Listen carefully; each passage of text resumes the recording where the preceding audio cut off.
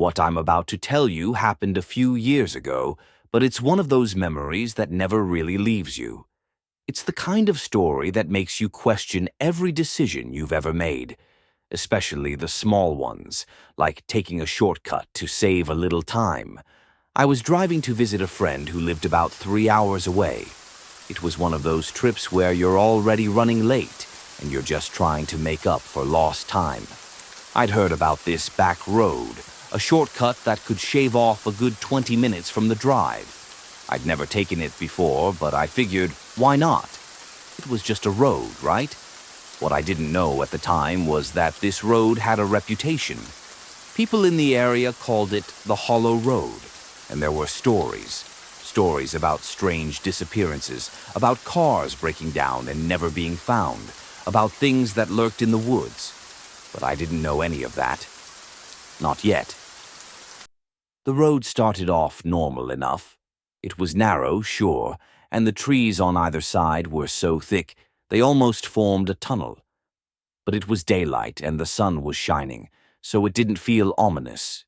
At least, not at first. As I drove deeper, though, things started to change. The trees seemed to close in, their branches twisting together like they were trying to block out the sky. The road itself was in bad shape, cracked and uneven, with potholes that made my car lurch. I remember thinking, this is why people avoid this road. But the weirdest part was the silence. No birds, no insects, nothing. Just the sound of my engine and the occasional crunch of gravel under my tires. It was like the woods were holding their breath, waiting for something. I'll admit I started to feel uneasy. I thought about turning around, but I was already halfway through, and I didn't want to waste more time. So I kept going. That's when my car started acting up. At first, it was just a sputter, like the engine was struggling. Then it died completely. I tried to restart it, but nothing happened. Just this awful clicking sound. I got out to check under the hood, but I didn't know what I was looking for. Everything seemed fine, but the car wouldn't start. And then I realized my phone had no signal, no bars, nothing. I was stranded, in the middle of nowhere, on a road that suddenly felt a lot less like a shortcut and a lot more like a trap. I decided to walk back to the highway. It was my only option. But as I started walking, the sky darkened, clouds rolled in, and the wind picked up, howling through the trees. Then the rain came. It was torrential, like the sky had opened up and decided to drown me. I was soaked within seconds, and the road turned into a muddy mess. I knew I couldn't keep going in this weather, so I ran back to my car. I locked the doors and tried to catch my breath. The rain was pounding on the roof, and the windows fogged up so much I couldn't see outside. It was like the world had disappeared, and I was completely alone.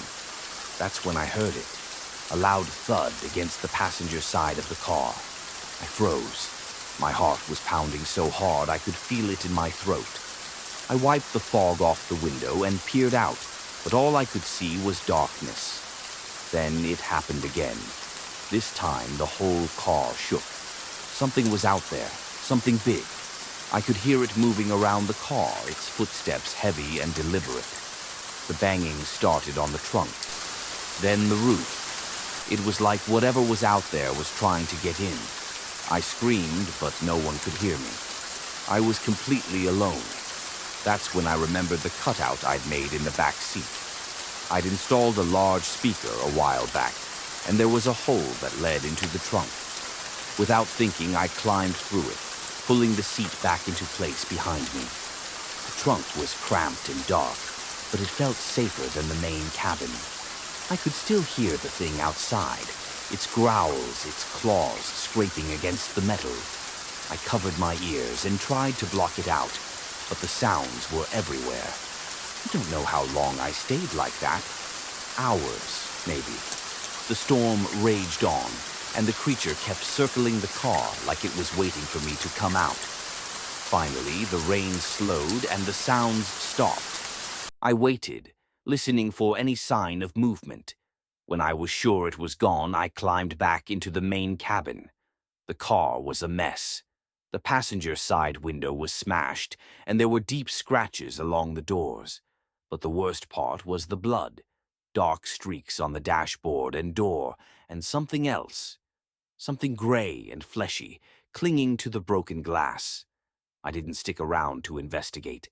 I grabbed my jacket and phone and started walking. I didn't care about the rain or the mud. I just wanted to get out of there. When I finally reached the highway, I was exhausted.